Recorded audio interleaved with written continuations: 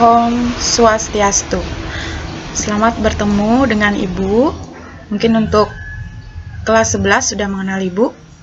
Kemudian untuk yang kelas 10 belum mengenal Ibu ya. Nah, Ibu perkenalkan diri terlebih dahulu. Nama Ibu yaitu Niketut Praja Irmamiati. Biasa dipanggil di sekolah dipanggil dengan Ibu Irma ya. Untuk kelas 10 salam kenal dengan Ibu. Kemudian Ibu memegang mata pelajaran yaitu untuk bimbingan konseling TIK atau bimbingan konseling teknologi informasi dan komunikasi. Jadi ini berkaitan dengan teknologi ya. Kalau mungkin di kurikulum 2006 itu namanya TIK. Sekarang sudah kurikulum 2013 jadi namanya BK TIK.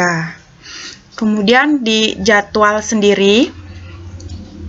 Nah, untuk di jadwal BKTIK sendiri itu ada 1 jam pelajaran baik di kelas 10, kemudian ada juga di kelas 11 dan ada di kelas 12. Untuk Ibu sendiri memegang BKTIK untuk semua kelas 11 dan beberapa kelas 10, yaitu dari kelas 10 MIA 1, dari kelas 10 MIA 1 sampai 10 IIS 2. Jadi Ibu yang megang untuk mapel BKTIK. Ya, untuk yang kelas 10 sudah paham ya. Jadi di sini ada mapel untuk bimbingan konseling bagian TIK. Jadi Ibu yang memegang. Nah, di sini Ibu akan menjelaskan mungkin sedikit peranan dari TIK dalam pembelajaran jarak jauh atau disingkat PJJ atau lebih dikenal dengan belajar dari rumah BDR. Jadi sekarang kalian sudah melakukan kegiatan belajar dari rumah tiap minggu ya, kecuali mungkin hari libur, tanggal merah dan hari Minggu. Untuk tiap minggu tersebut mungkin ada jadwalnya sudah diajarkan dengan guru mapel masing-masing. Di sana kalian sudah belajar. Kemudian Ibu menjelaskan sedikit mungkin kenapa kita menggunakan pembelajaran jarak jauh.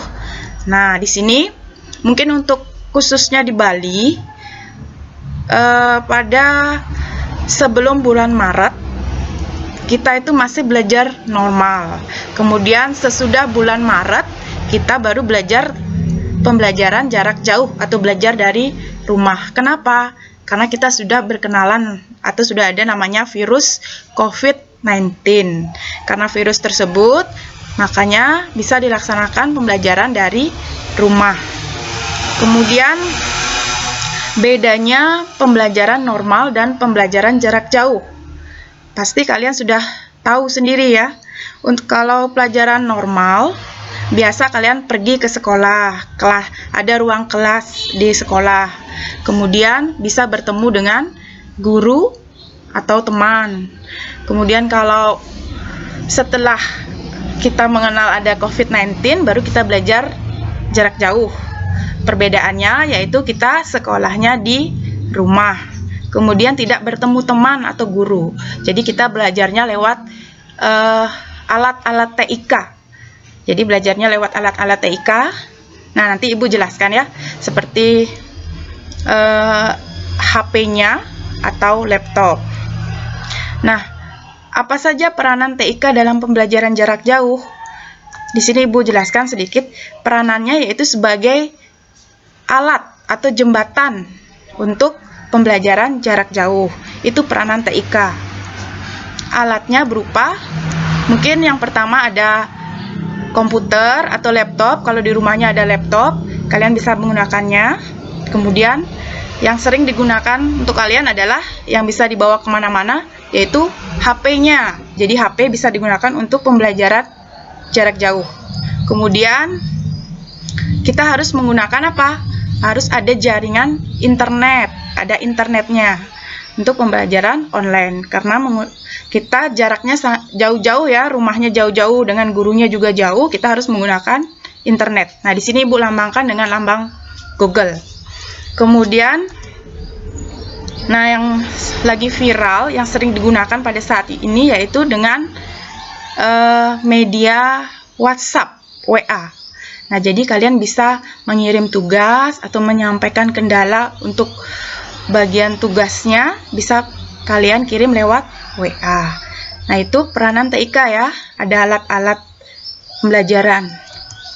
Kemudian peranan TIK yang kedua yaitu untuk peningkatan kualitas dalam menguasai berbagai produk IT.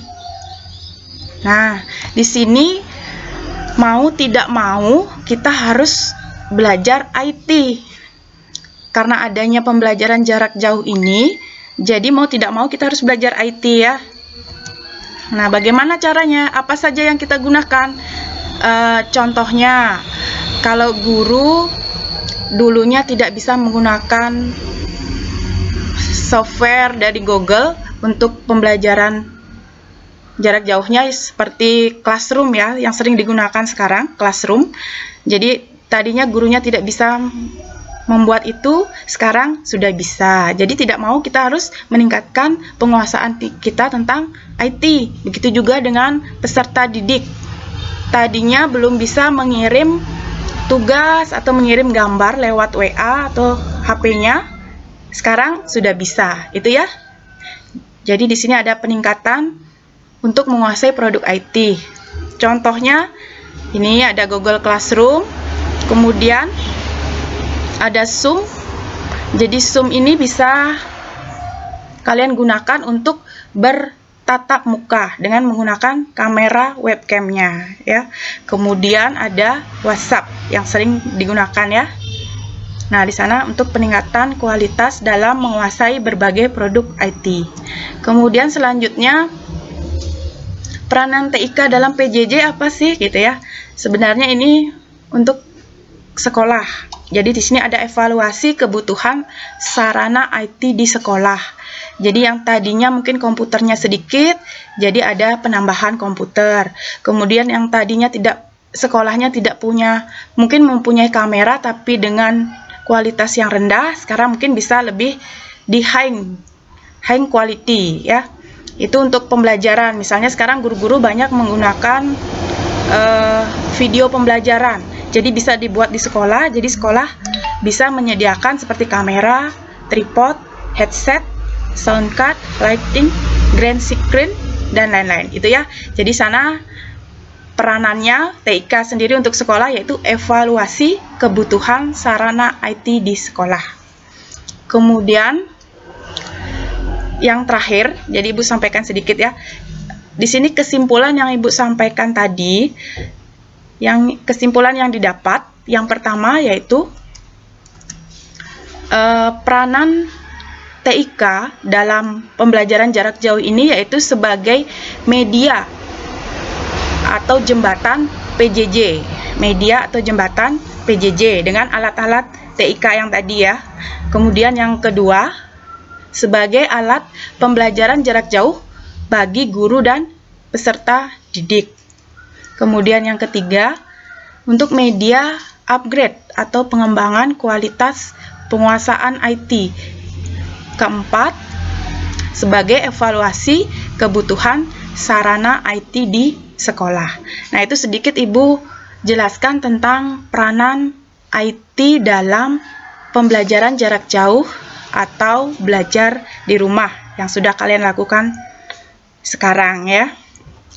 Kemudian di sini Ibu ingin tahu sampai mana sih sebenarnya dampak atau pembelajaran kalian di rumah, kemudian apa yang kalian dapat dari pembelajaran di rumah, seperti itu ya.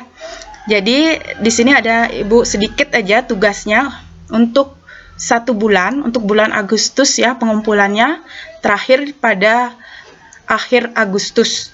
Jadi tugasnya yaitu jelaskan dampak positif dan negatif dari pembelajaran jarak jauh atau BDR, belajar di rumah, menurut kalian.